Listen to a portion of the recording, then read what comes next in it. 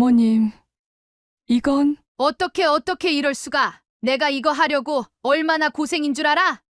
내가 새벽부터 일어나 얼마나 정성 들여 만든 반찬인데 이럴 수가 있어? 어머님, 저는 손주 생각해서 당근도 별 모양으로 깎고 시장 보느라 다리가 부러지게 돌아다니고 이게 다 개밥이었다고? 말해봐. 왜 이런 짓을 한 거야? 내 정성이, 내 마음이 그렇게 하찮았어?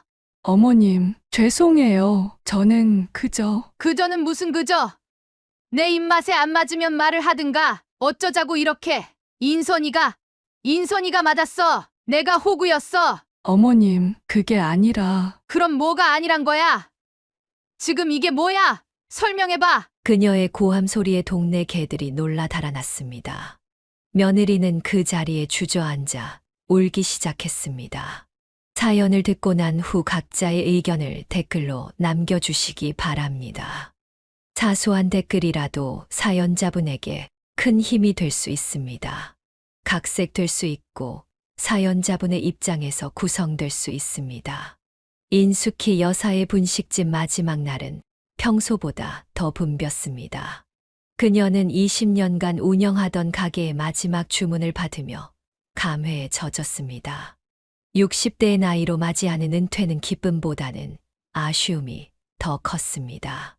남편과의 사별 후 막막한 생계를 위해 시작했던 작은 가게는 이제 동네의 명물이 되어 있었습니다. 아줌마 떡볶이 못 먹어서 이제 어떻게 해요? 분식집 근처 단골 학생들의 말에 그녀는 쓸쓸하게 웃었습니다. 처음 가게를 시작했을 때가 떠올랐습니다. 월세 15만 원짜리 작은 구멍가게였지만 시어머니에게 배운 손맛 하나만을 믿고 시작했습니다. 시어머니의 특별한 양념 비법과 정성이 담긴 요리는 금세 입소문이 났고 점심시간이면 직장인이 오후에는 학생들이 문전성시를 이루었습니다.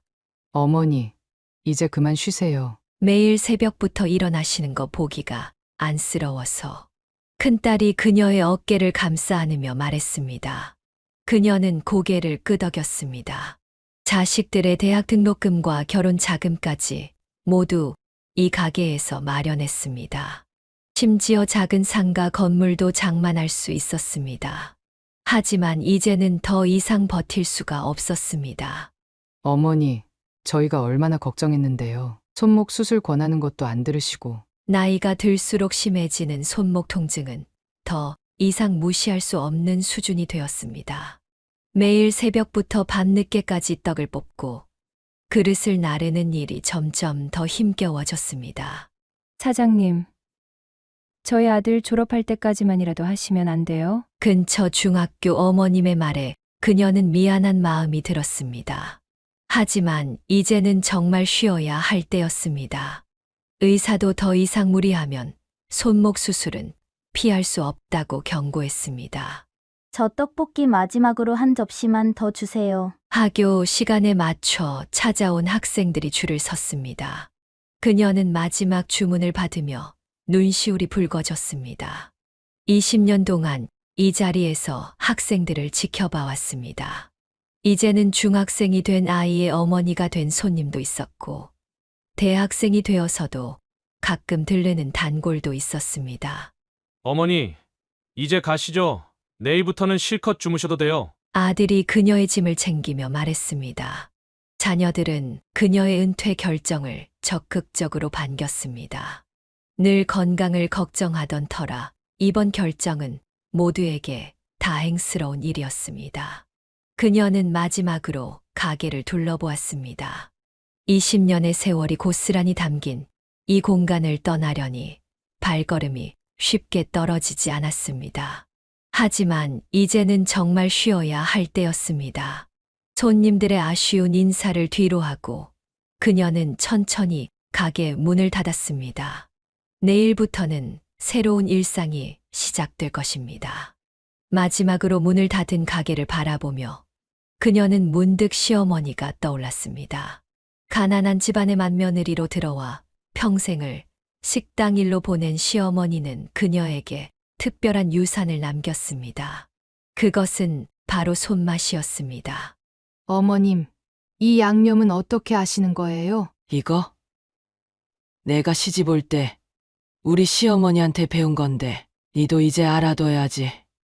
시어머니는 늘 부엌에서 바쁘게 움직였습니다. 오남매를 키우면서도 기사식당을 운영했고 틈틈이 밭일까지 했습니다. 그녀는 시어머니의 부지런한 모습을 보며 자연스럽게 요리를 배웠습니다. 아이고, 인수가 너는 손이 야무져서 뭐든 금방 배우네. 시어머니의 칭찬에 그녀는 더욱 열심히 배우려 했습니다. 특히 양념의 비율을 맞추는 일은 시어머니의 특기였습니다. 한 숟가락의 차이로도 맛이 달라진다며 늘 정확한 양을 강조했습니다. 이 깍두기는 절대 소금을 먼저 넣으면 안 돼. 배추는 소금 절이고 무는 설탕 절여야 해. 시어머니의 특별한 비법들은 하나하나가 보물과도 같았습니다. 병환 중에도 시어머니는 부엌을 떠나지 않았습니다. 몸이 힘들어도 가족들의 끼니를 직접 챙기셨고 손님상을 내놓을 때면 늘 꼼꼼히 확인했습니다. 어머님, 이제 그만 쉬세요. 제가 할게요. 아니다. 내가 해야 맛이 있지. 말기암 진단을 받고도 시어머니는 부엌을 지켰습니다. 그녀는 시어머니의 병수발을 하면서도 요리를 배우는 것을 멈추지 않았습니다. 시어머니의 모든 비법을 놓치지 않으려 했습니다. 인수가 이제 네가 해라. 내 손맛이 다 이 손에 갔으니. 마지막까지도 시어머니는 요리 이야기를 했습니다. 병상에 누워서도 음식 맛이 어떤지 물었고 양념 간이 부족하다 싶으면 꼭 지적했습니다.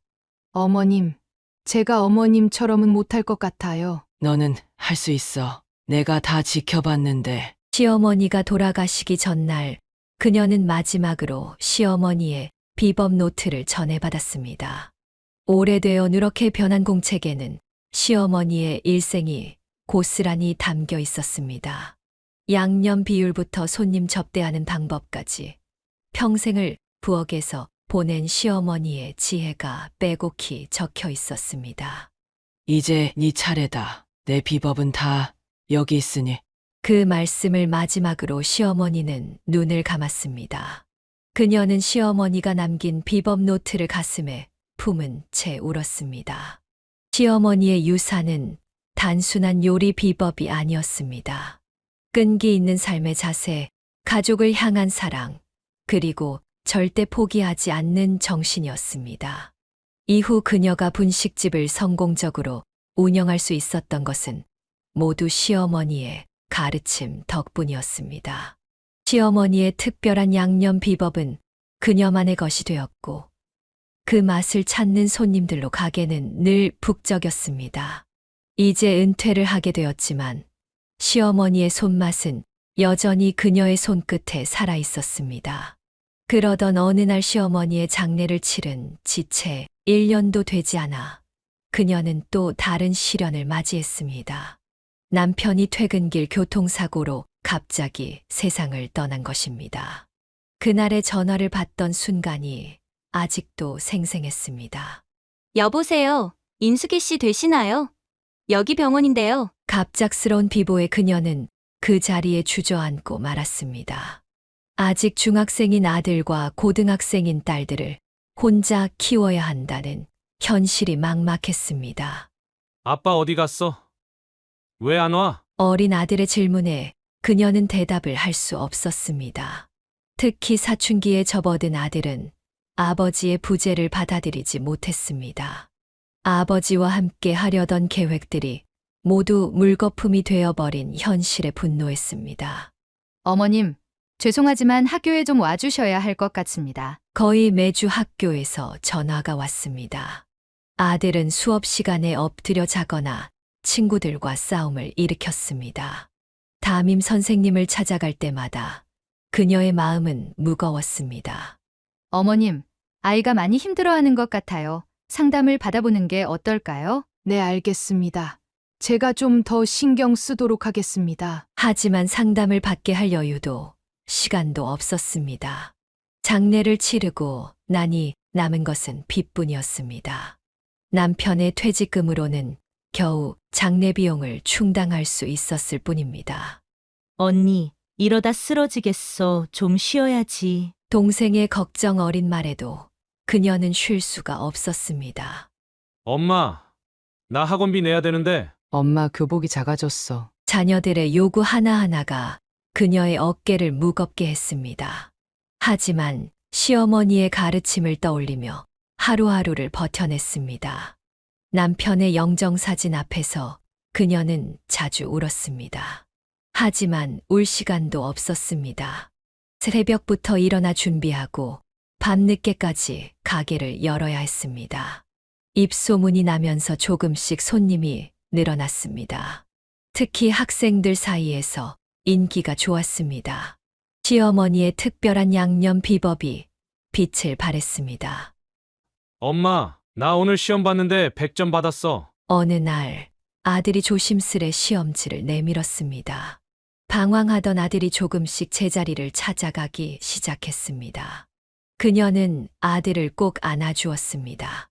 우리 아들, 정말 잘했다. 눈물을 참으며 그녀는 아들의 머리를 쓰다듬었습니다. 힘들었던 시간이 헛되지 않았다는 것을 느꼈습니다. 자식들을 굶기지 않고 제대로 된 교육을 시키겠다는 일념 하나로 버텨온 시간들이 조금씩 빛을 발하기 시작했습니다. 손님들의 칭찬에 그녀는 더욱 힘을 냈습니다. 시어머니의 레시피 노트를 펼쳐보며 새로운 메뉴도 연구했습니다. 점차 단골 손님이 늘어났고 수입도 조금씩 늘어났습니다. 엄마, 나도 가게 일 도와줄게. 주말이면 아이들도 가게 일을 돕겠다고 나섰습니다. 설거지를 하거나 심부름을 하며 조금씩 가게 일을 배웠습니다. 힘들었던 시기가 오히려 가족을 더 단단하게 만들어 주었습니다. 세월이 빠르게 흘러 자녀들은 모두 제 앞길을 찾아갔고 그녀는 드디어 은퇴를 맞이했습니다. 처음 며칠은 달콤한 휴식이 너무나 좋았습니다. 20년 만에 처음으로 해가 중천에 뜰 때까지 늦잠을 자고 오후에는 밀린 드라마도 실컷 보았습니다. 진작 이렇게 쉬셨어야죠. 얼굴이 훨씬 좋아 보이세요. 목욕탕에서 만난 동네 지인들의 말에 그녀는 웃으며 고개를 끄덕였습니다. 평생 처음 느껴보는 여유로움이 달콤했습니다. 엄마, 이제 좀 푹 쉬세요. 저희가 다 컸잖아요.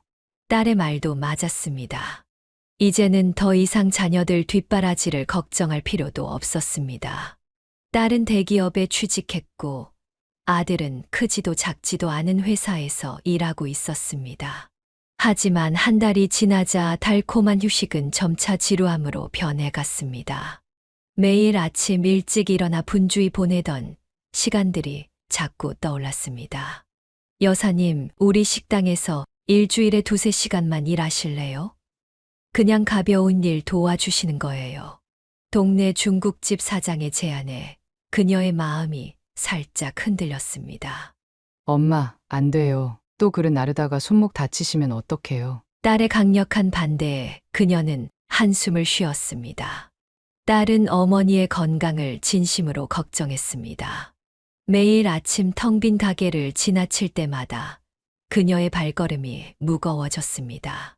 20년 동안 매일 아침 저 자리에서 시작했던 하루가 자꾸만 떠올랐습니다. 어머니, 저희 집에 오셔서 애들이랑 시간 보내시는 건 어떠세요? 며느리의 제안도 있었지만 그녀는 망설여졌습니다. 평생 자신의 일터에서 당당하게 살아온 그녀에게 며느리 집에 가서 손주를 봐주는 일은 왠지 낯설게 느껴졌습니다. 밤이 되면 더욱 공허함이 밀려왔습니다. 텔레비전을 틀어놓고 혼자 밥을 먹는 시간이 제일 힘들었습니다. 가게에서는 늘 손님들과 이야기를 나누며 바쁘게 지냈는데 이제는 말상대도 없었습니다. 어머니, 취미생활 하나 시작해보시는 건 어때요? 큰딸이 제안했지만 그녀는 별다른 흥미를 느끼지 못했습니다. 평생 부엌에서 보낸 시간들이 그리웠습니다. 시어머니에게 배운 요리를 하며 보냈던 시간들, 손님들의 맛있다는 말 한마디에 힘이 났던 순간들이 자꾸 떠올랐습니다. 텅 빈 일상을 보내던 어느 날, 그녀는 아들에게서 뜻밖의 전화를 받았습니다. 일을 그만두고 도예를 하고 싶다는 것이었습니다. 엄마, 나 회사 그만두려고. 뭐라고? 미쳤니? 그녀는 깜짝 놀랐습니다. 하지만 곧 아들의 어릴 적 모습이 떠올랐습니다. 아버지를 닮아 손재주가 좋았던 아들은 늘 무언가를 만지작거리며 지냈습니다. 학교 다닐 때도 미술 시간이면 늘 칭찬을 받아왔고, 과학실에서 실험 기구를 다룰 때도 남다른 솜씨를 보였습니다. 엄마, 난 이게 더 좋아. 흙 만지는 게 너무 재밌어. 퇴근 후에 도예 학원을 다니기 시작했다는 아들의 목소리에는 설렘이 가득했습니다. 아버지가 살아계셨다면 반대하셨을까? 오히려 응원하셨을까? 생각하니 마음이 복잡했습니다. 지금까지 모아놓은 돈이면 충분해. 퇴직금이랑 모아둔 돈으로 시작할 수 있어. 아들은 이미 모든 계획을 세워둔 듯 했습니다. 시 외곽의 조용한 마을에 작은 땅을 계약했다고 했습니다. 거기서 어떻게 먹고 살려고? 그녀의 걱정과는 달리 아들은 차근차근 자신의 길을 개척해 나갔습니다. 주말마다 도예 공방을 짓는다며 새벽부터 나가더니 몇 달 뒤에는 아담한 공방을 완성했습니다. 엄마, 우리 집도 지을 거야. 아들 부부는 공방 옆에 아기자기한 집을 지었습니다. 마당에는 작은 텃밭도 만들었고 흙과 나무의 냄새가 어우러진 포근한 공간이었습니다. 선생님, 이렇게 하는 게 맞나요? 그래, 힘 빼고 천천히. 그렇지. 잘하고 있어. 주말이면 도예 체험을 하러 온 사람들로 공방이 북적였습니다. 아들은 누구에게나 친절하게 도예를 가르쳐 주었고, 특히 아이들을 대할 때면 더없이 자상했습니다. 체험객들의 칭찬을 들을 때마다 그녀는 뿌듯했습니다. 방황하던 사춘기 시절이 무색하게 이제는 누군가의 스승이 되어 있었습니다. 엄마, 이번에 학교랑 계약했어. 체험학습 정기 프로그램으로. 점차 입소문이 나면서 체험 예약이 늘어났고 인근 학교의 정기 체험학습 장소로도 선정되었습니다. 주말은 물론 평일에도 단체 손님들이 끊이지 않았습니다. 여보, 오늘은 일찍 들어가서 저녁 먹자. 어머님이 오신다고 하셨어. 며느리와 아들의 대화가 정겨웠습니다. 도시의 바쁜 생활을 접고 시골로 내려온 며느리도 이제는 완전히 이곳에 적응한 듯 했습니다. 엄마, 나 이제 정말 행복해. 퇴근 후에 허전함을 달래러 온 그녀에게 아들이 말했습니다. 흙 묻은 손으로 찻잔을 다듬으며 짓는 아들의 미소가 어릴 적 그의 아버지와 똑같았습니다. 무더운 여름날, 그녀는 아들에게서 뜻밖의 전화를 받았습니다. 평소 전화 한 통 없던 아들이 수줍은 목소리로 말을 꺼냈습니다. 엄마, 혹시 오이냉국 담가주실 수 있어요? 오이냉국. 갑자기? 평소 입맛이 좋던 아들의 부탁이 의아했습니다. 더 물어보니 아들은 한참을 머뭇거리다 실상을 털어놓았습니다. 사실 아내가 만든 음식이 너무 싱거워서요. 간도 잘 안 맞고. 그녀는 한숨을 쉬었습니다. 도시에서 자란 며느리가 시골 생활에 적응하느라 힘들어하는 것은 알고 있었지만 밥상 차리는 것조차 어려워하리라고는 생각지 못했습니다. 알았어. 내일 가져다 줄게. 다음 날 아침 일찍 부엌에 들어선 그녀는 시어머니의 레시피 노트를 펼쳤습니다. 오이냉국 하나만 해줄 수는 없었습니다.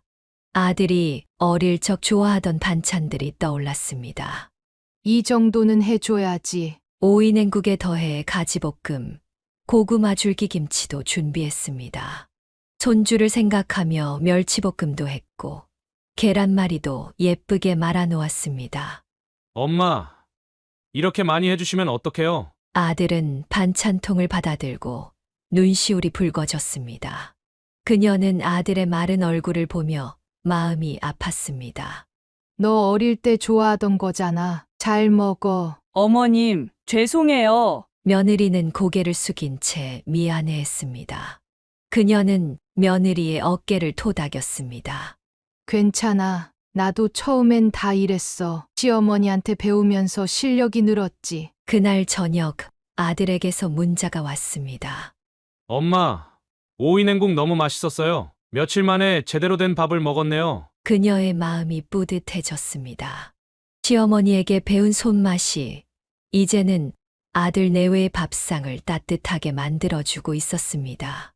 어머님, 다음에도 부탁드려도 될까요? 며느리의 조심스러운 부탁에 그녀는 흔쾌히 고개를 끄덕였습니다. 자신이 할 수 있는 일이 생겼다는 기쁨에 가슴이 따뜻해졌습니다. 그래. 다음에는 김치도 담가줄게. 내가 좋아하는 양념게장도 만들어줄까? 어머님, 며느리의 눈에 눈물이 고였습니다. 그녀는 며느리의 손을 꼭 잡아주었습니다.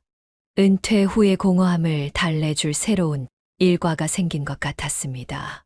다음 주에는 내가 직접 와서 가르쳐 줄게. 같이 하면서 배우면 더 빨리 늘 거야. 시어머니에게서 받은 사랑을 이제는 자신이 며느리에게 전해줄 차례였습니다. 레시피 노트를 넘기며 그녀는 미소 지었습니다. 이것이 정기적인 반찬 배달의 시작이 되리라는 것을 그때는 미처 알지 못했습니다. 그녀는 며느리의 고민을 알게 되었습니다. 어느 날 며느리가 찾아와 마음속 이야기를 털어놓았습니다. 어머님 사실 저 요리가 너무 어려워요. 며느리의 눈에는 눈물이 고여 있었습니다. 대기업 회계팀에서 일하다가 결혼과 함께 퇴사한 며느리는 도시에서는 나름대로 잘 지냈다고 했습니다. 서울에서는 배달도 있고 맛집도 많아서 괜찮았어요. 근데 여기는 그녀는 며느리의 이야기를 가만히 들었습니다. 도시에서는 음식점도 많고 배달도 쉬워서 요리를 잘하지 못해도 큰 문제가 없었다고 합니다. 하지만 시골로 이사 온 후로는 달라졌습니다. 여보, 이건 너무 싱거운데 오늘은 또 왜 이렇게 짜? 남편의 잦은 불평에 며느리의 자존감은 점점 낮아졌습니다. 특히 간을 맞추는 것이 가장 어려웠습니다. 아무리 노력해도 음식이 짜거나 싱거웠고 그때마다 남편의 표정이 좋지 않았습니다. 어제는 소금을 조금만 넣었더니 싱겁다고 하고 오늘은 더 넣었더니 짜다고 하고 며느리는 울먹이며 말을 이었습니다.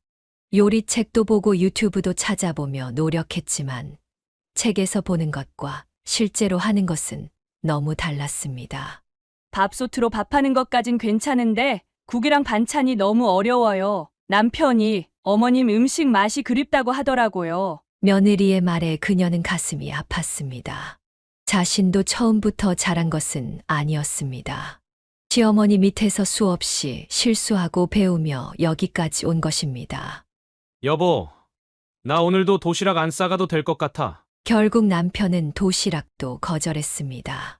아침부터 저녁까지 공방에서 일하는 남편을 위해 도시락을 준비했지만 며느리의 음식은 점점 식탁에서 멀어져 갔습니다. 어머님, 제가 너무 부족한 며느리죠. 그런 말 하지 마. 나도 처음엔 다 그랬어. 그녀는 며느리의 손을 잡아주었습니다. 도시의 편리한 생활을 접고 시골로 내려와 준 것만으로도 고마웠습니다. 어머님, 혹시 일주일에 한 번만이라도 반찬을 해주실 수 있으세요? 며느리의 조심스러운 부탁에 그녀는 고개를 끄덕였습니다. 자신의 레시피 노트도 함께 보여주며 차근차근 가르쳐 주기로 했습니다. 일주일에 한 번씩 내가 반찬도 해주고 내게도 가르쳐 줄게. 어머님, 며느리는 고개를 숙이고 훌쩍였습니다. 그녀는 며느리의 등을 가만히 쓰다듬어 주었습니다. 자신도 한때는 이런 시절이 있었다는 것을 잘 알고 있었기 때문입니다.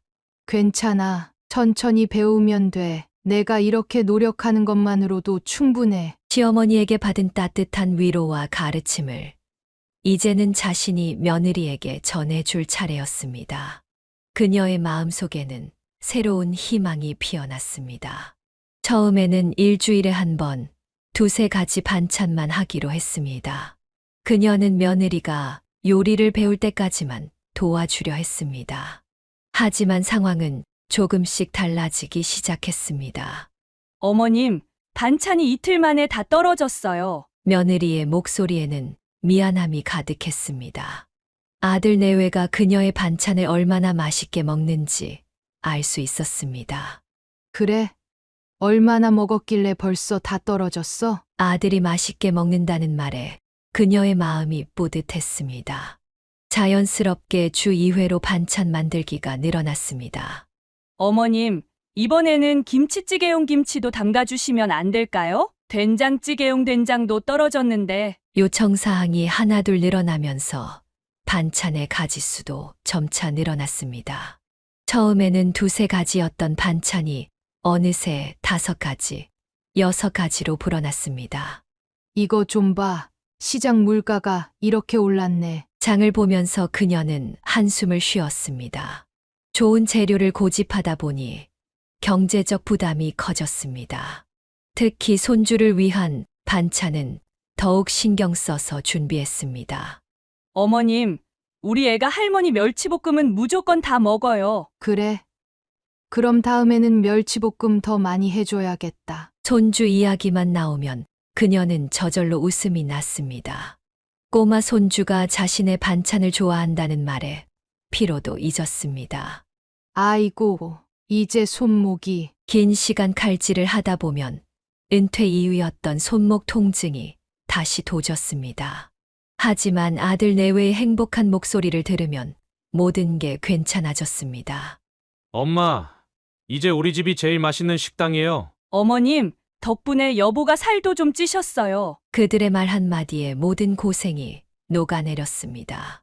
시장 보는 일도, 장시간 서서 요리하는 것도, 손목 통증도 견딜만 했습니다. 오늘은 뭐 해드릴까? 매일 아침 그녀는 시어머니의 레시피 노트를 펼쳤습니다. 계절 반찬을 골고루 넣어 영양가도 생각했고, 손주의 입맛도 고려했습니다. 어머님, 제가 용돈이라도. 그런 소리 하지 마. 내가 해주고 싶어서 하는 거야. 며느리가 용돈을 건네려 할 때면 그녀는 손사래를 쳤습니다. 하지만 장보기 값이 만만치 않았고 연금으로 생활하는 그녀에게는 부담이 되기 시작했습니다. 이제 며느리도 좀 배웠을 텐데. 혼자 있을 때면 한숨이 나왔습니다. 하지만 맛있게 먹는다는 말을 들으면 또 다시 힘이 났습니다. 시어머니도 자신에게 이런 마음이었을까? 문득 그런 생각이 들었습니다. 장을 보고 돌아오는 길에 마주친 딸의 표정이 좋지 않았습니다. 퇴근길에 들른 딸은 어머니의 장바구니를 보자마자 화를 냈습니다. 엄마, 또 인균에 반찬하러 가시는 거예요? 너는 왜 또 그렇게 화를 내니? 화가 안 날 수가 없잖아요. 인규 걔는 지네 엄마가 무슨 가정부인 줄 알아? 엄마가 지금 뭐 하시는 건지 아세요? 딸의 목소리가 한 톤 높아졌습니다. 그녀는 딸을 지나쳐 부엌으로 향했지만 딸이 그녀의 팔을 잡아챘습니다. 엄마를 집안 호구로 만들어놨네. 은퇴하시고 편히 쉬시라더니 이제는 돈도 안 받고 가정부로 만들어버렸잖아요. 너는 지금 무슨 소리를 하는 거니? 내가 우리 아들한테 해주겠다는데 뭐가 문제야? 문제라뇨? 다 문제죠. 장 보시느라 들어가는 돈도 문제고 매일 반찬하시느라 아프신 손목도 문제고. 내가 무슨 상관이야? 내 돈, 내 손목이잖아. 너 혹시 너만 안 해준다고 지금 이러는 거냐? 그녀도 목소리를 높였습니다. 딸은 더욱 흥분했습니다. 엄마, 그게 아니잖아요. 도대체 왜 이러시는지 모르겠어요. 오빠네만 챙기시고 맨날 인균의 얘기만 하시고 제가 보기엔 인균애가 엄마를 이용하는 것 같다고요. 이용? 내가 좋아서 하는 걸 왜 이용이야? 내가 가까이 살았어도 해줬을 거야. 전 절대 엄마한테 그런 부탁 안 했을 거예요. 인균애는 엄마 은퇴하시자마자 이렇게 부려먹고. 부려먹다니. 사실이잖아요. 전업주부인 올케는 뭐하고 오빠는 왜 밖에서만 돈 벌어온다고 하는데요? 엄마가 이렇게 매일 반찬을. 너는 새아가 얘기는 하지도 마. 걔가 얼마나 노력하는지. 노력은 무슨. 엄마 반찬 믿고 요리도 안 배우려고 하잖아요. 두 사람의 언성이 점점 더 높아졌습니다. 부엌에 놓인 반찬통들이 딸의 눈에 들어왔습니다. 이것 좀 보세요. 이게 다 뭐예요? 된장, 고추장, 김치에 이렇게 많이 해주시면 재수 씨는 영영 배우려고도 안 할 거라고요. 너는 그만 좀 해. 내가 귀찮아서 그래. 내 잔소리가 제일 듣기 싫어. 엄마, 나가. 너 때문에 머리 아파. 내가 하고 싶은 거 하는데 왜 자꾸 참견이야? 딸은 눈물을 글썽이며 현관문을 박차고 나갔습니다. 그녀는 부엌 의자에 털썩 주저앉았습니다. 딸의 말이 틀린 것은 아니었지만 자존심이 상했습니다. 이 나이에 자식한테 이래라 저래라 통제당하는 것 같아 괴로웠습니다. 내가 좋아서 하는 건데. 혼잣말을 하며 그녀는 반찬 준비를 시작했습니다. 하지만 딸과의 다툼이 후폭풍을 몰고 올 것이라는 걸 그때는 미처 알지 못했습니다. 딸 인선과의 다툼으로 마음이 무거웠던 그때 뜻밖의 선물이 도착했습니다. 강릉에 사는 오랜 친구가 알이 꽉 찬 암개를 보내온 것입니다. 택배 상자를 열자 싱싱한 꽃게 향이 풍겼습니다. 친구의 편지도 들어 있었습니다. 인수가 이번에 잡은 개가 특별히 실하더라. 너 어릴 때 꽃게찜 좋아했잖아. 이거 받으면 생각나겠지. 그때 우리 둘이서 게 먹으면서 얼마나 수다 떨었다오. 그녀는 미소를 지었습니다. 어린 시절 친구와 함께 꽃게찜을 먹으며 밤새 이야기를 나누던 기억이 떠올랐습니다. 그때는 게 한 마리도 귀했던 시절이었습니다. 이걸로 게장을 담가야겠다. 그녀는 시어머니의 레시피 노트를 펼쳤습니다. 간장게장과 양념게장의 비법이 꼼꼼하게 적혀 있었습니다. 특히 양념게장은 며느리가 좋아한다는 걸 알고 있었습니다. 어머님, 저는 양념게장이 제일 좋아요. 며느리가 처음 이 말을 했을 때 그녀는 속으로 기뻐했습니다. 시어머니의 특별한 레시피로 만든 양념게장은 그녀의 자랑이었기 때문입니다. 양념은 이렇게, 그리고 이틀은 숙성시켜야 해. 꼼꼼하게 재료를 준비하고 정성껏 게를 손질했습니다. 게의 크기가 달라도 간이 고루 배도록 하는 것이 비법이었습니다. 시어머니에게 배운 대로 간장게장용 육수는 따로 우려냈고 양념게장 소스는 재료를 하나하나 갈아서 만들었습니다. 인규 내외가 좋아하겠지. 인선이의 말이 귓가에 맴돌았지만 그녀는 고개를 저었습니다. 자식을 위하는 마음이 어떻게 잘못될 수 있겠냐는 생각이 들었습니다. 이제 이틀만 숙성시키면 되겠다. 그녀는 게장을 정성스레 통에 담았습니다. 간장게장은 큼직한 암게를 골라 담갔고 양념게장은 특히 신경 써서 양념을 골고루 발랐습니다. 이거 하나는 인선이 줘야겠다. 마음 한켠에서는 딸 생각이 났습니다. 아무리 다퉜어도 피부치인데 이런 귀한 음식을 주지 않을 수는 없었습니다. 하지만 지금은 아들 내외에게 먼저 가져다 주기로 했습니다. 며느리가 얼마나 좋아할까? 게장을 담그며 그녀는 설렜습니다. 며느리가 좋아하는 음식을 정성껏 만들어주는 것이 그녀의 작은 기쁨이었습니다. 게장통을 정리하며 그녀는 미소 지었습니다. 하지만 이 게장이 큰 사건의 도화선이 될 줄은 미처 알지 못했습니다. 이틀 동안 정성껏 숙성시킨 게장을 들고 그녀는 아들 인규의 집으로 향했습니다. 친구가 보내준 귀한 꽃게로 만든 게장을 며느리가 좋아할 모습을 상상하니 발걸음이 가벼워졌습니다. 새벽녘부터 비가 부슬부슬 내렸다가 그친 탓에 시골길이 질척였지만 그녀는 게장통을 소중히 안은 채 조심스레 걸음을 옮겼습니다. 멀리서 개 짖는 소리가 들렸습니다. 저 동네 들개들이 또 쓰레기를 뒤지나. 처음에는 그렇게 생각했습니다.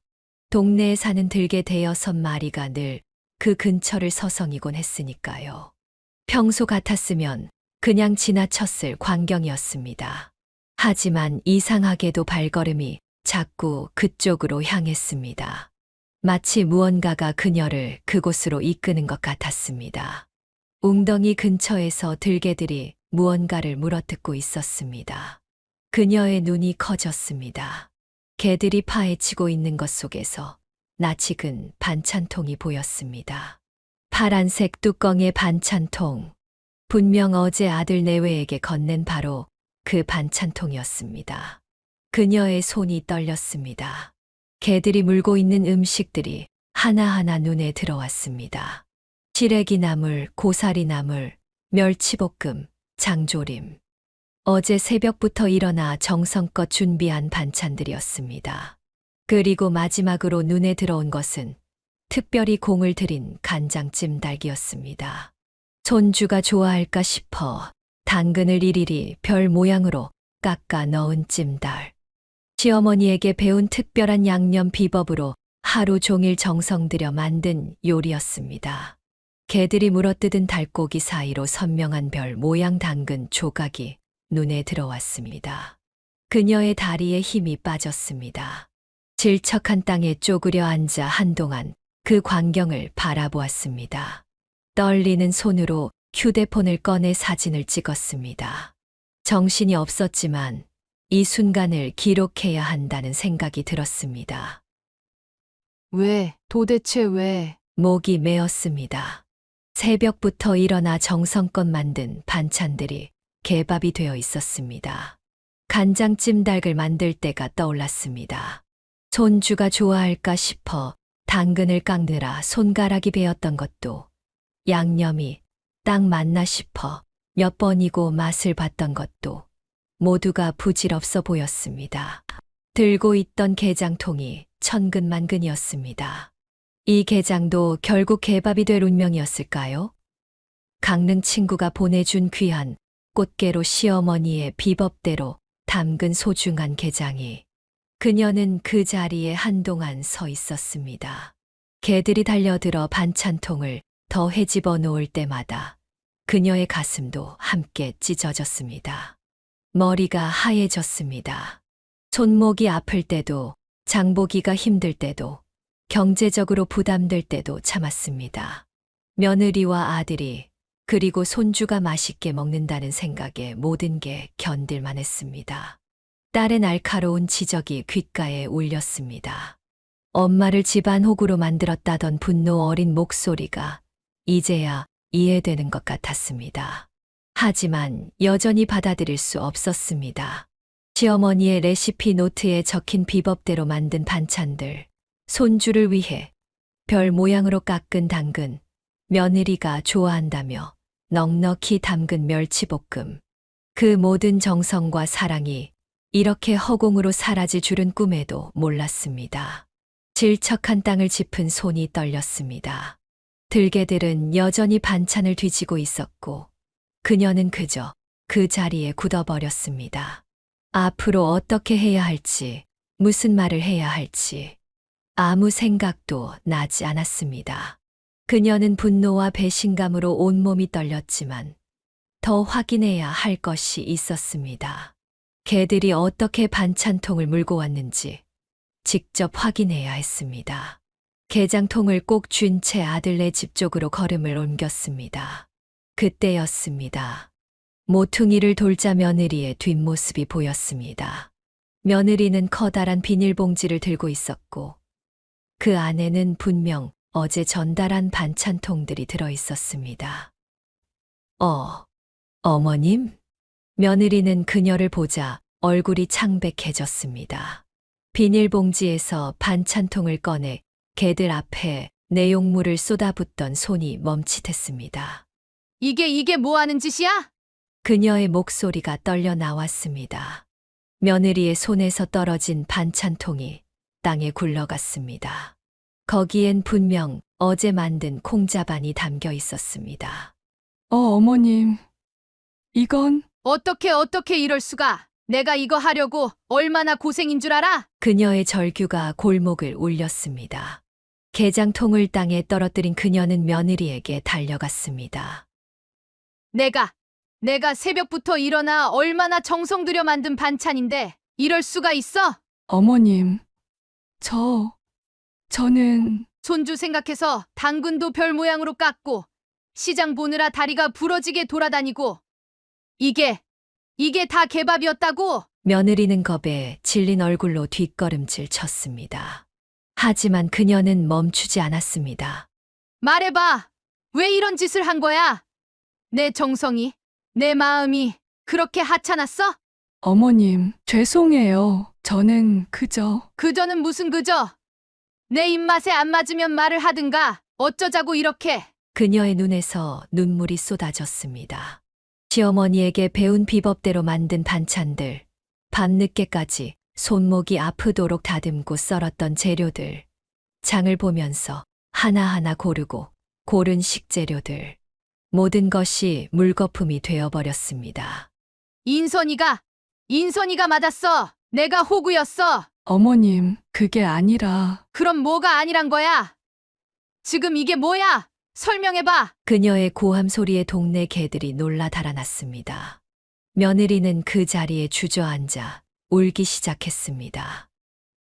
난 정말 너한테 최선을 다했어. 시어머니한테 배운 음식 하나하나 정성 들여 만들었어. 그런데 어떻게 이럴 수 있냐? 목이 메어 말이 나오지 않았습니다. 땅바닥에 떨어진 게장통에서는 간장이 흘러나와 질척한 땅을 적시고 있었습니다. 어머님, 제가 잘못했어요. 잘못했다고? 지금 이게 잘못했다는 말로 끝날 일이야? 그녀는 바닥에 흩어진 반찬들을 하나하나 바라보았습니다. 자신의 정성이, 사랑이 이렇게 거리에 버려질 줄은 꿈에도 몰랐습니다. 내가 왜 이런 대접을 받아야 하는 거야? 그녀의 목소리가 흐려졌습니다. 분노와 배신감, 그리고 깊은 상처가 한꺼번에 몰려왔습니다. 며느리는 계속해서 무언가를 설명하려 했지만 그녀의 귀에는 더 이상 아무것도 들리지 않았습니다. 며느리는 한동안 흐느끼기만 했습니다. 그러다 갑자기 고개를 번쩍 들었습니다. 그녀의 예상과 달리 며느리의 눈에는 분노가 가득했습니다. 어머님, 저도 할 말이 있어요. 며느리의 목소리가 떨렸습니다. 알아요? 인규 씨가 제 음식은 어떻게 대하는지 아세요? 얘가 뭘 잘했다고 큰 소리야. 제가 아침부터 저녁까지 부엌에 서서 음식을 해요. 손이 부르트고 팔이 아파도 계속 만들어요. 근데 인규 씨는요? 며느리가 벌떡 일어났습니다. 눈물이 범벅이 된 얼굴로 소리쳤습니다. 한 숟가락도 안 먹어요. 제 음식은 쳐다보지도 않아요. 엄마가 해준 반찬 있잖아. 그 말만 하고 매일. 그래서 그게 지금 내 탓이라는 거냐? 어머님, 제가 얼마나 노력했는지 아세요? 요리책도 보고 유튜브도 보고 밤새워 가면서 연습했어요. 근데 인규 씨는 며느리의 주먹이 떨렸습니다. 엄마 반찬 언제 가져와? 엄마가 해준 김치는 언제 떨어졌지? 오늘은 엄마가 해준 반찬 없어? 맨날 그 소리예요. 그래서 그걸 걔한테 줘버렸다는 거냐? 이게 무슨 말도 안 되는 소리냐? 네, 맞아요. 제가 그랬어요. 어머님 반찬을 버렸어요. 당신 아들이 얼마나 절 무시하는지, 제 노력을 얼마나 깎아내리는지 아세요? 며느리는 땅바닥에 흩어진 반찬을 발로 차며 울부짖었습니다. 어제도 그랬어요. 제가 3시간 동안 만든 김치찌개는 쳐다보지도 않고 엄마가 해준 반찬 있지 않아? 그러더니 어머님이 해주신 반찬만 찾아서 먹었어요? 매일이에요. 매일. 제가 뭘 해도 소용없어요. 어머님 음식만 찾는 인규 씨 때문에 제가 며느리는 다시 주저앉아 울기 시작했습니다. 전 아내로 인정받고 싶었어요. 그저 제 음식을 한 번이라도 맛있다고 해주길 바랐다고요. 근데 인규 씨는 미쳤죠? 저도 알아요. 제가 미쳤어요. 하루 이틀도 아니고 매일매일 이런 식이니까 어느 순간 분노가 폭발해버린 거예요. 그녀는 며느리의 이야기를 듣고 있자니 머리가 복잡해졌습니다. 아들 인규의 모습이 떠올랐습니다. 어릴 때부터 엄마 음식만 고집하던 아들. 그 버릇이 결혼해서도 이어질 줄은 몰랐습니다. 죄송해요. 어머님, 정말 죄송해요. 하지만 저도 너무 힘들었어요. 제 존재가 이 집에서 완전히 부정당하는 것 같았어요. 며느리의 눈물 섞인 고백이 계속되었습니다. 분노와 서운함, 미안함이 뒤섞인 감정이 그녀의 말 한마디 한마디에 묻어났습니다. 그녀는 땅바닥에 흩어진 반찬들을 바라보았습니다. 며느리의 이야기를 들었지만 마음속 배신감은 더욱 커져만 갔습니다. 손에 들고 있던 게장통을 바라보다가 갑자기 분노가 치밀었습니다. 이게 다 무슨 소용이야. 그녀는 게장통을 땅바닥에 내던졌습니다. 통이 깨지면서 정성스레 담근 게장이 땅바닥에 쏟아졌습니다. 친구가 보내준 귀한 꽃게로 만든 게장이 진흙탕 속에 뒤섞였습니다. 어머님, 그러지 마세요. 이제 와서 그러지 말라고? 내가 어떻게 그런 말을 해? 내 마음을 이렇게 짓밟았는데. 그녀는 돌아서서 걸음을 옮겼습니다. 뒤에서 며느리가 계속 뭐라고 외쳤지만 더 이상 들리지 않았습니다. 아니, 들으려 하지 않았습니다. 집으로 가는 길, 그녀의 머릿속은 하얗게 비어버렸습니다. 다리가 후들거렸지만 계속 걸었습니다. 지나가는 사람들이 그녀를 이상하게 쳐다봤지만 신경 쓰지 않았습니다. 돌아가신 남편 생각이 났습니다. 남편이 살아있었다면 이런 일이 없었을까? 아들 인규를 어떻게 키웠기에 이렇게 됐을까? 휴대폰이 울렸습니다. 인규였습니다. 엄마, 오늘 게장 가져오신다고 하셨는데. 그녀는 전화를 끊어버렸습니다. 다시 걸려오는 전화도 무시했습니다. 문자도 읽지 않았습니다. 집에 도착해서야 그녀는 모든 것이 허상이었다는 걸 실감했습니다. 매일 새벽부터 일어나 장을 보고 손목이 아프도록 음식을 만들고 연금으로 빠듯한 살림에도 좋은 재료만 고집했던 시간들. 그 모든 것이 쓰레기가 되어버렸습니다. 시어머니의 영정 앞에서 그녀는 주저앉아 울었습니다. 시어머니에게 배운 비법들, 그 소중한 레시피들이 이렇게 무시당할 줄은 몰랐습니다. 전화가 또 울렸습니다. 엄마, 게장 왜 안 가져와요? 문자를 읽은 그녀는 비틀거리며 일어났습니다. 아들은 아무것도 모르는 눈치였습니다. 아내가 자신의 음식을 버린다는 사실도, 지금 벌어진 일도. 게장은 내일. 떨리는 손으로 거짓말 문자를 보냈습니다. 더 이상은 말할 수가 없었습니다. 부엌을 둘러보니 온통 반찬통들 뿐이었습니다. 내일 가져다 주려고 준비해둔 것들, 장이 다 되어가는 김치, 방금 완성한 게장까지.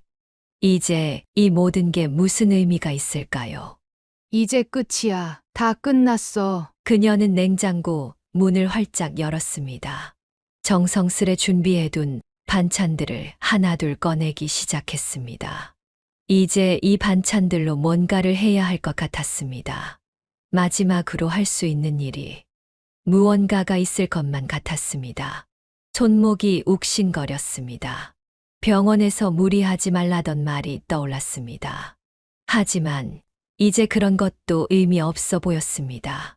그녀의 정성, 그녀의 사랑, 그녀의 시간, 모든 것이 허공으로 날아가 버렸으니까요. 밤새 잠을 이루지 못한 그녀는 동이 트기도 전에 일어났습니다. 평소 같았으면 이 시간에 장을 보러 갔겠지만 오늘은 달랐습니다. 부엌 서랍장 깊숙이 넣어두었던 가계부를 꺼냈습니다. 이제는 모든 걸 정리할 시간이야. 가계부를 펼치자 그동안의 기록들이 빼곡했습니다. 장보기 비용, 반찬 종류, 장 담그는 재료값까지 꼼꼼하게 적어둔 금액들이 쌓이고 쌓여 있었습니다. 이번 달에만 해도. 그녀는 계산기를 두드렸습니다. 한 달 연금의 절반 이상이 반찬값으로 나가고 있었습니다. 좋은 재료만 고집했던 시간들. 이제 보니 그것도 다 부질없는 일이었습니다. 인규야, 내가 이럴 줄은 몰랐다. 딸 인선이가 보내온 문자를 다시 읽어보았습니다. 엄마, 어제 무슨 일 있으셨죠? 제가 인규한테 전화해 볼까요? 답장은 하지 않았습니다. 이제는 딸의 말이 옳았다는 걸 인정할 수밖에 없었습니다. 하지만 그건 나중 일이었습니다. 지금은 다른 준비를 해야 했습니다. 이제 와서 보니 이렇게나 많았네. 냉장고에 있는 모든 반찬통을 꺼내 식탁에 늘어놓았습니다. 된장, 고추장, 각종 장아찌. 시어머니에게 배운 비법대로 정성껏 담근 것들이었습니다. 큰 대야를 꺼내왔습니다. 하나둘 반찬통의 뚜껑을 열어 그 안에 쏟아부었습니다. 김치와 장아찌가 뒤섞이고 된장과 고추장이 뒤엉켰습니다. 이제 이 반찬들의 정체성도 가치도 없어진 것처럼 휴대폰이 울렸습니다. 엄마, 오늘은 개장 언제? 인규야, 너랑 며느리 둘 다 지금 당장 와야겠다. 그녀의 목소리는 차가웠습니다. 네. 무슨 일이세요? 묻지 말고 와. 지금 당장. 전화를 끊고 그녀는 마지막 준비를 했습니다. 시장 영수증들을 한데 모으고 반찬 만드는 재료값을 정리했습니다. 매달 나가는 금액이 얼마인지, 얼마나 많은 시간을 쏟았는지 모든 것을 계산했습니다. 이제 끝이야. 마지막으로 그녀는 며느리가 버린 반찬이 담겼던 통을 식탁 중앙에 놓았습니다. 개들이 물어뜯은 자국이 선명했습니다. 그 옆에는 어제의 사진들을 늘어놓았습니다. 현관벨이 울렸습니다. 현관문이 열리고 아들 인규와 며느리가 들어섰습니다. 며느리의 얼굴은 이미 눈물로 범벅이었고 인규는 영문을 모르는 듯 어리둥절한 표정이었습니다. 엄마, 무슨 일이세요? 갑자기. 앉아. 그녀의 차가운 목소리에 두 사람은 조용히 자리에 앉았습니다.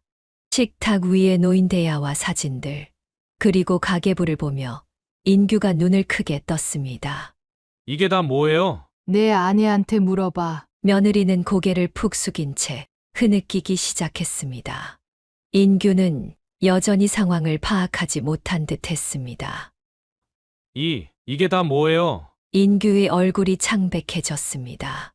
우리 며느리가 내 반찬을 어떻게 했는지 이제 알겠니? 여보, 이게 무슨 짓이야? 인규가 아내를 향해 소리쳤습니다.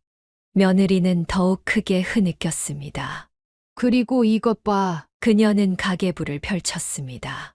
빼곡히 적힌 금액들, 장보기 내역, 반찬 종류들. 매달 들어간 비용이 꼼꼼하게 정리되어 있었습니다. 엄마, 이렇게 많이! 연금의 절반 이상을 너희 반찬값으로 썼다. 좋은 재료만 고집했지. 내 아들 며느리 손자니까. 그녀의 목소리가 흔들렸습니다. 당신이 어떻게 이럴 수가 있어? 인규가 아내의 어깨를 거칠게 흔들었습니다. 미안해요. 난 그저 그저는 무슨 그저? 엄마가 이렇게 정성 들여 만든 반찬을 걔한테 줘. 당신도 잘못했잖아요. 며느리가 갑자기 고개를 들었습니다. 당신은 내 음식은 쳐다보지도 않고 맨날 어머님 반찬만 찾았잖아요. 내가 얼마나 조용히 해. 인규가 탁자를 내리쳤습니다. 대야 안의 반찬들이 흔들렸습니다. 이게 다예요. 그녀는 천천히 고개를 저었습니다.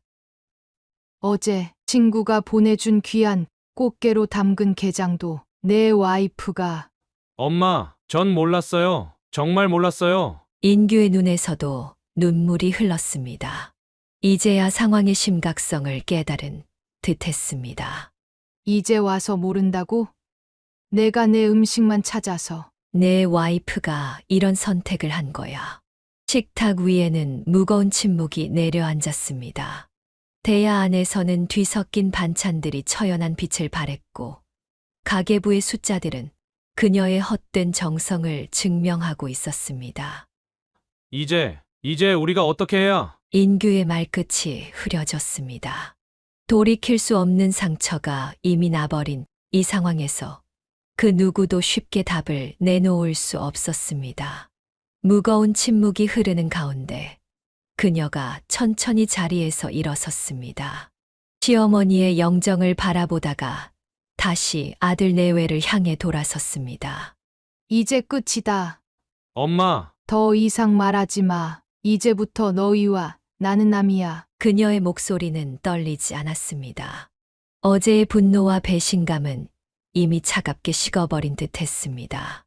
내가 바보였어. 시어머니 돌아가시고 나서 내가 시어머니처럼 살면 며느리도 나처럼 될 줄 알았지. 이걸 걔들한테 던져줬다. 그것도 모자라서 게장까지. 어머님, 제가 잘못했어요. 제발. 조용히 해. 그녀의 외침에 며느리가 움찔했습니다. 핸드폰 꺼내봐. 네? 어서. 떨리는 손으로 인규가 핸드폰을 꺼냈습니다. 그녀는 자신의 번호를 찾아 차단을 눌렀습니다. 나도 차단했으니 너희도 차단해라. 이제 전화도 문자도 하지 마. 나타나지도 마. 엄마, 이러시면 너희가 이럴 거면서 뭘. 내가 이제 뭘 더 어떻게 해줘. 걔들이 내 반찬 뜯어먹는 걸 보고도 더 뭘 봐라. 그녀는 냉장고로 걸어가 문을 활짝 열었습니다. 보이니? 이게 다 너희 거였어. 이제는 목이 메었지만 그녀는 꾹 참았습니다. 유산 그것도 기대하지 마. 다 팔아서 요양원 갈 거야. 너희한테 한 푼도 남기지 않을 거야. 엄마, 저희가 유산 바라고 이랬던 거 아니잖아요. 그럼 뭐야? 이게 자식이 어머니한테 할 수 있는 짓이야? 그녀는 탁자 위에 놓인 시어머니의 레시피 노트를 집어들었습니다. 이것도 이제 필요 없겠지? 어차피 걔들 밥이 될 텐데. 어머님, 제발. 나가. 당장 나가. 그녀의 손이 현관문을 가리켰습니다. 난 이제 너희 엄마 아니야. 시어머니도 아니고. 그냥 모르는 사람이야. 엄마가 어떻게 그러실 수가? 어른스럽지 못하다고? 그래, 나 이제 어른스럽지 않을래? 평생 참고 살았는데. 이제는 지쳤어. 더 이상은 못해. 인규가 무언가 더 말하려 했지만 그녀는 고개를 저었습니다. 나가. 다시는 오지 마. 이제 너희는 내 자식이 아니야. 마지막 말을 하고 그녀는 등을 돌렸습니다.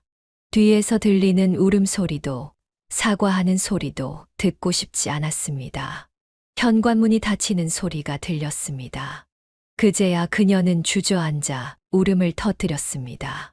시어머니의 영정 앞에서 그녀는 오랫동안 흐느꼈습니다. 그날 이후로 휴대폰이 쉴 새 없이 울렸습니다.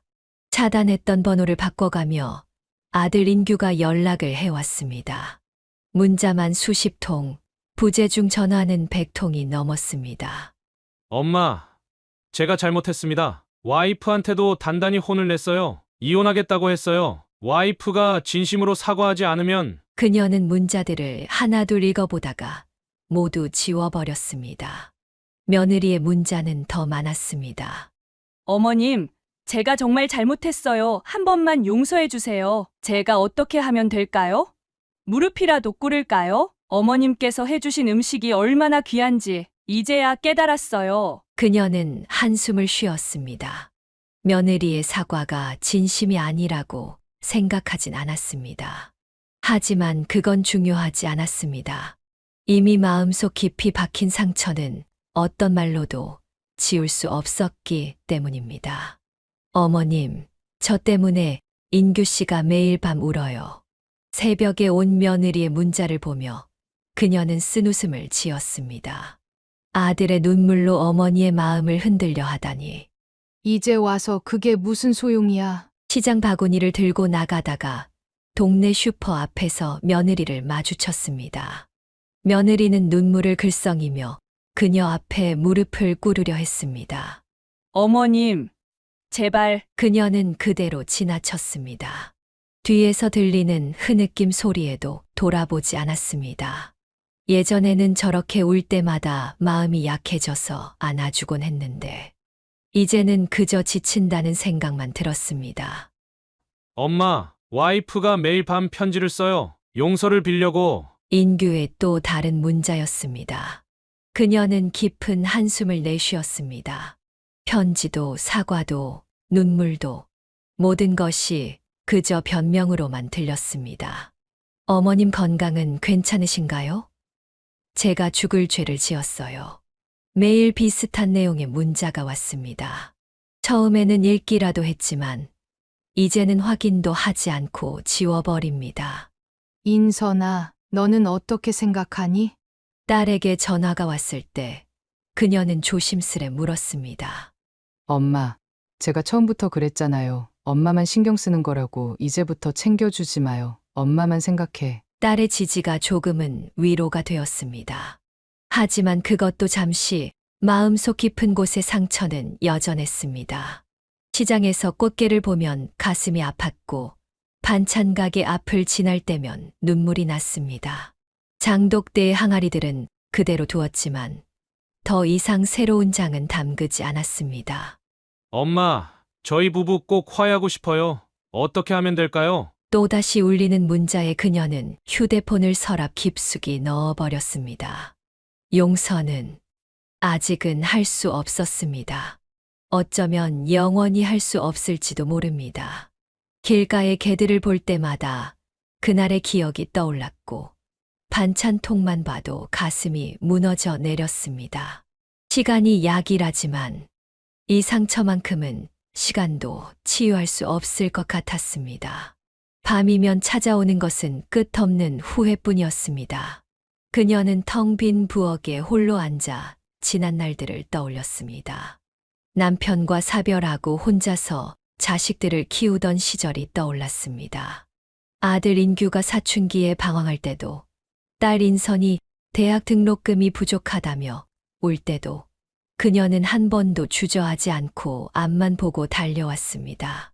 분식집에서 매일 서서 일하다 터진 정맹류도 밤새 반찬을 만들다 구부러진 허리도 모든 게 자식들을 위한 것이었습니다. 시어머니에게 배운 음식 솜씨로 자식들을 먹이고 키웠는데 결국 그 음식이 길거리에 버려지는 신세가 될 줄은 몰랐습니다. 앨범을 펼쳤습니다. 인규의 초등학교 입학식 사진, 중학교 졸업식에서 찍은 가족 사진. 그 시절에는 이런 날이 올 줄 몰랐습니다.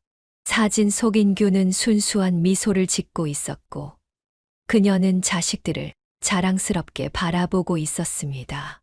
내 인생이 다 뭐였나? 밤새 이어지는 생각에 잠을 이룰 수가 없었습니다. 평생을 자식들한테 바쳤는데 남은 건 배신감뿐이었습니다. 자식을 위해 희생한 그 모든 시간이 마치 허공에 떠다니는 것만 같았습니다. 엄마, 문자가 또 왔습니다. 이번엔 딸 인선이었습니다. 엄마, 너무 마음 아파하지 마세요. 시간이 지나면 다 괜찮아질 거예요. 딸의 위로가 오히려 더 가슴을 아프게 했습니다. 이제는 자식들 때문에 서로 갈등하게 된 현실이 씁쓸했습니다. 부엌 창밖으로 보이는 장독대가 쓸쓸해 보였습니다. 예전에는 장맛을 보며 자식들 생각을 했는데 이제는 그마저도 허상이 되어버렸습니다. 이제 다신 회복하기 힘들겠지. 그녀는 알고 있었습니다. 시간이 흘러도 이 상처는 쉽게 아물지 않을 거라는 것을. 자식을 위해 바친 세월이 이렇게 끝날 줄은 몰랐습니다. 냉장고를 정리하다가 나온 낡은 반찬통들을 보며 그녀는 먹먹해졌습니다. 이제는 누구를 위해 음식을 하고 누구를 위해 살아야 할지 알 수 없었습니다. 창가에 걸린 달력을 바라보았습니다. 예전에는 자식들 생일이며 기념일을 빼곡히 적어두었는데 이제는 그저 빈 종이에 불과했습니다. 앞으로의 날들이 어떻게 채워질지, 자식들과의 관계가 어떻게 될지, 모든 것이 안개 속에 있는 것만 같았습니다. 그렇게 한 달이 지났습니다. 매일 아침 우편함에는 아들 내외의 편지가 들어있었고, 현관 앞에는 며느리가 무릎 꿇은 자국이 남아 있었습니다. 그러던 어느 날, 손자가 직접 쓴 편지가 왔습니다. 할머니 보고 싶어요. 할머니가 해주시는 계란말이랑 멸치볶음이랑 당근으로 만든 별도 보고 싶어요. 서툰 글씨로 쓴 손자의 편지를 읽으며 그녀의 마음이 흔들렸습니다. 특히 종이 가득 그려진 별 모양의 당근 그림들이 가슴을 찔렀습니다. 그림 옆에는 할머니 당근별이라고 삐뚤빼뚤하게 적혀 있었습니다. 어머님, 우리 아이가 매일 할머니를 찾아요. 며느리는 또다시 현관 앞에서 무릎을 꿇었습니다. 이번에는 손자의 사진을 들고 왔습니다. 반찬을 제대로 먹지 못해 날이 갈수록 마르는 아이의 모습에 그녀의 마음이 아팠습니다. 밥을 잘 안 먹어요. 학교에서도 도시락을 그대로 가져오고. 아이의 옷이 헐렁해진 것이 보였습니다. 그동안 할머니가 해주던 반찬만 먹다가 이제는 다른 반찬은 입에도 대지 않는다고 했습니다. 엄마, 저희가 정말 잘못했어요. 제발 손자만이라도. 인규의 목소리는 전과 달리 많이 달라져 있었습니다. 매일 밤 집 앞에서 서성이는 아들의 모습이 동네 사람들의 입에 오르내렸습니다. 술에 취해 대문 앞에서 엄마를 부르며 우는 날도 있었습니다. 며느리의 울음 섞인 목소리가 자꾸 귓가에 맴돌았습니다. 그녀는 천천히 냉장고를 열었습니다. 한동안 비어있던 반찬통에 조심스레 계란말이를 담았습니다. 예전처럼 정성스레 당근을 별 모양으로 깎아 넣었습니다. 현관문 앞에 반찬통을 놓으면서 그녀는 눈물을 훔쳤습니다. 완전한 용서는 아직 할 수 없었습니다. 개들이 반찬을 뒤지던 그날의 기억이 여전히 생생했고 그 배신감은 쉽게 지워지지 않았습니다. 어머님 감사합니다. 며느리가 반찬통을 받아들고 흐느꼈습니다. 그녀는 말없이 문을 닫았습니다. 창문 틈으로 며느리가 반찬통을 품에 안고 우는 모습이 보였습니다. 다음 날 손자의 그림이 또 왔습니다. 할머니가 해준 계란말이를 맛있게 먹는 자신의 모습을 그린 그림이었습니다. 그림 속에는 할머니와 손자가 함께 웃고 있었습니다. 완전한 용서는 아직 멀었습니다. 가슴 한구석의 상처는 여전히 아프고 그날의 기억은 쉽게 지워지지 않을 것입니다. 하지만 이제는 적어도 손자의 웃는 얼굴을 위해서라도 조금씩 마음을 열어보려 합니다. 손자의 그림을 바라보며 그녀는 생각했습니다. 언젠가는 시간이 더 흐르고 마음의 상처가 조금 더 아물면 그때는 아들 내외와도 다시 마주 앉을 수 있을지도 모르겠다고. 사연을 듣고 댓글을 남겨주시기 바랍니다. 사소한 의견일지라도 사연자분에게는 큰 힘이 됩니다. 노골적인 악성 댓글은 사연자분에게 상처가 될 수 있으니 삼가주시기 바랍니다.